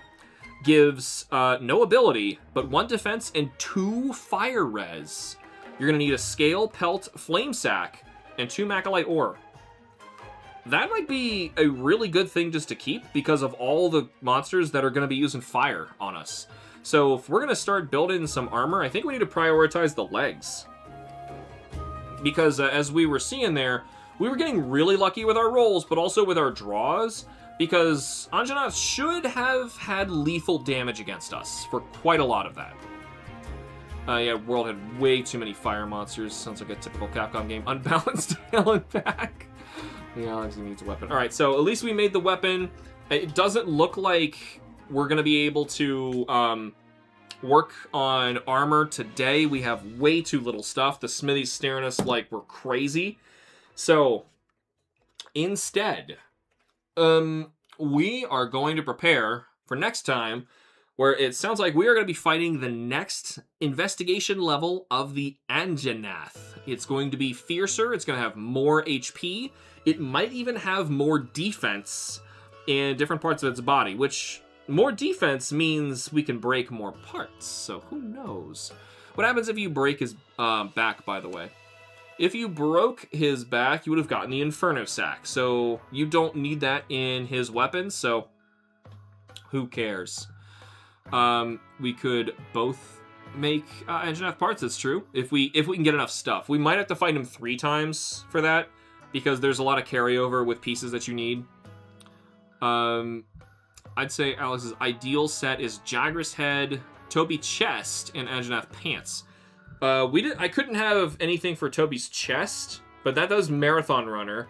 I did make his helmet for Constitution, and that did save me today from being stamped out. So Constitution might be better than Speed Eating, because you really only want it for like 1 turn anyway. And Anjanath was giving us a lot of extra turns, and those extra turns helped me sharpen safely. Whereas Constitution, I would have needed like 4 turns to discard all those cards down. So right now I am wearing Tobi Gadachi's helmet, which has no defense, by the way. and 2 lightning res, which means nothing, because that's only good for Toby. Leather Mail. I'm still wearing Leather Mail, which is 1 defense, and Jogger's Greaves, which are also 1 defense, no skills. Never know, Rathalos and Azor Rathalos might have better gear. They do. They have much better gear. I would say as soon as we make the weapon, we might want to move on. It depends on whether or not we can make his legs or not. Remember, there's only so many in-game days you're allowed to spend playing the game. So it's not like you could grind eternally and just keep doing this and eventually win. Sure, I guess you could call that easy mode. But we're not about easy mode around here. We're trying to actually beat the game legit. And possibly fight Kushala Daora, who is still up here and gargantuan. We could add him to the rest of our campaign if we win and we have time to spare. So, with that, I say we are all done. And we're right on time, too. Man, that was a quick run. We're exactly at 6 o'clock. Look at that. Never knowing them traditionally, weakness, exploit, and critical boost sounds super tasty. If you're curious, Rathalos' armor gives a set bonus called Rathalos Mastery, which I would have to read, which is on the card itself. I don't have it right now. Rathalos Power and Sleep Resistance. Sleep Resistance? For okay. Honestly, the Anjanath Greaves are better than the Rathalos ones, but you need the Rathalos ones in order to get the set bonus, so that's something. However, if you wore Azor Rathalos helmet, you get Intimidator. By the way, the helmet of Rathalos and Azor Rathalos is the only armor in the game I'm seeing that gives defense of 2. Physical defense of 2. Kush being like an SMT super boss in the wings there. Yeah, he needs 6 wings. Azor Rathalos' helmet gives the skill Intimidator. So that could, like, perpetually keep your threat level where you want it, I guess, but... Mail, Azor Rathalos Mail gives a set bonus, which we don't know what it does yet. And the Greaves give the ability Focus, which could be really good on your Great Sword if it plays the way we think. We'll have to see when we actually get to that point, and, you know, it actually matters when we're looking at it. But anyway, next time we are going to be taking on the next level of the Anjanath to try to max out these brand new swords that we got today, which is great that we succeeded. I truly didn't think we would be able to do that. So thank you guys so much for joining me. Remember to like the videos and subscribe for more. Special thanks to Profeta Mortis and Gojira Fan for playing along with me today. It has been fun. Like I said, remember to like the videos and subscribe for more. I will see you guys next week for some more Monster Hunter board game. Focus be looking juicy. See ya.